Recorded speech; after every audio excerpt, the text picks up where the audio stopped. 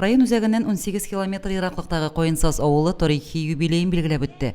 Авылның 120 еллык уңаеннан оештырылган бәйрәмгә күрше авыллардан, ерак шәһәрләрдән килүчеләр дә бар иде.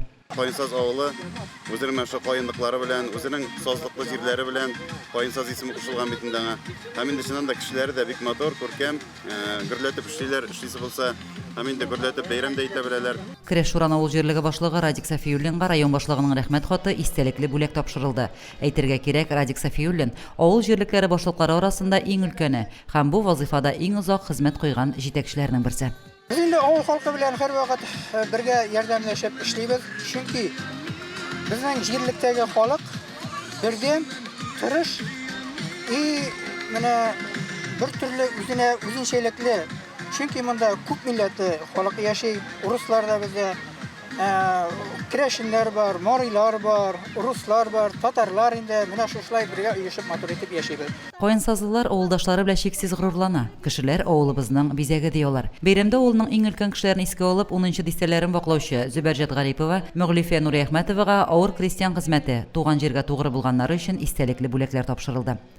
Элекке салам түбәлиләр бе хәзер прохнасти белән бизәлгән, матур итеп, юллар кергән, сасайдылар, урамнар тип-тиез, ике ягы сибрәм, авылларга газ керде, сулар киттеләр битексидә. Утлар бар инде күктәннән, хәзер туалетларда иде. Су битеп калды, әйтә менә, шәһәрдән сигәләр, без аларда дәбеләргә ятабыз. Авыл халкы бөтенесе дә әйбәтләр, бөтенесе дә яхшы, бөтенесе дә күркәм. Сабан төрләрен оештырырга дигән бөтен яшьләр мисленнән кайталар. Коенсаздан күпчелек булыштылар инде.